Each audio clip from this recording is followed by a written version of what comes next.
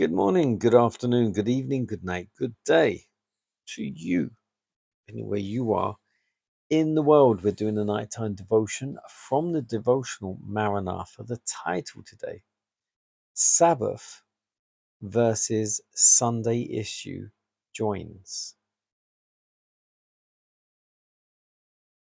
Sabbath blessings, one and all. It is the night of a Friday, or the eve of the Sabbath. We finish preparation day. Revelation 14:9 and 10. The third angel followed them, saying with a loud voice, If any man worship the beast and his image, and receive his mark in his forehead or in his hand, the same shall drink of the wine of the wrath of God.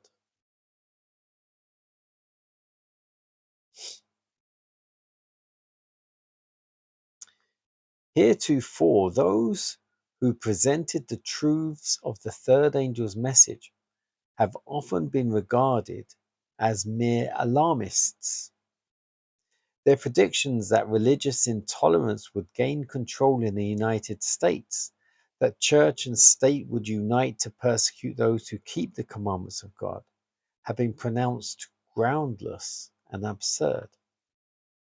But as the question of enforcing Sunday observance is widely agitated, the event so long doubted and disbelieved is seen to be approaching, and the third message will produce an effect which it could not have had before. Men of faith and prayer will be constrained to go forth with holy zeal, declaring the words which God gives them. The sins of Babylon will be laid open. The fearful result of enforcing the observances of the church by civil authority, the inroads of spiritualism, the stealthy but rapid progress of the papal power, all will be unmasked. But these solemn warnings, the people will be stirred. As the people go to their former teachers with the eager inquiry, are these things so?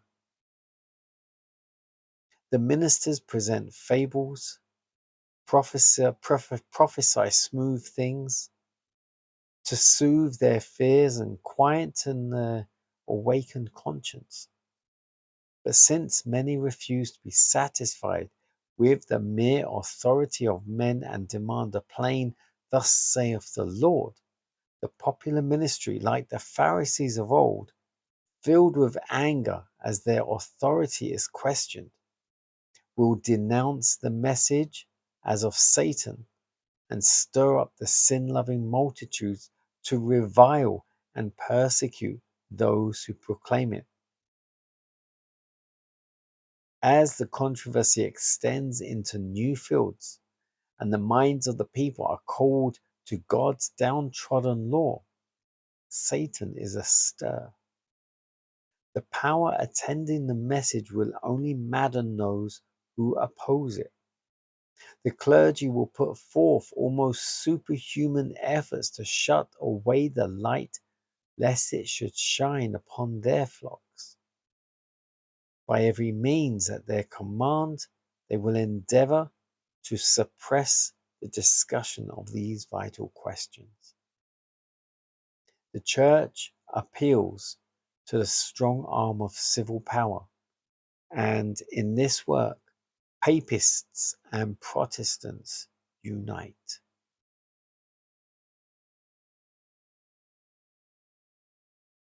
The title again, Sabbath versus Sunday issue joins.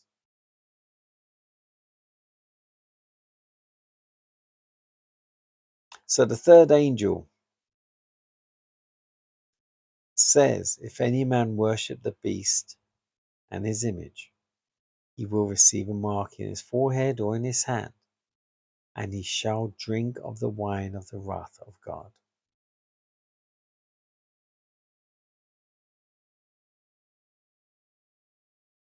And it boils down to, it says that in the past, men have prophesied and preached about those who do keep the commandments, the time will come where they will be persecuted. But those times have come and gone. And whereas the men who were preaching were not wrong, but maybe for the time they were talking about. Because it shall happen that all of those that do keep the commandments, that do keep the Sabbath, true Sabbath, I can't even say true Sabbath, that keep the Sabbath, because there's only one, and have the testimony of Jesus, they will be considered the peculiar people, because they are not going with what the rest of society is doing. And as it says, the church will then rely on the state, the civil authority, to back them up and to basically work for them. And the papal power will lean on, as it is starting to now, if you observe the current Pope and the current President of the United States. And I'm only focusing on them because the current Pope is American. And so the two of them will unite because they can make America great again, so to speak.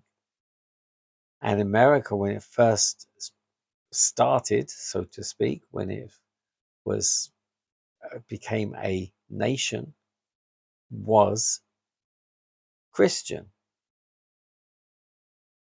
It was and pretty much always has been a Christian nation, not Catholic, but Christian, Protestant. But the Catholic Church has made its inroads there.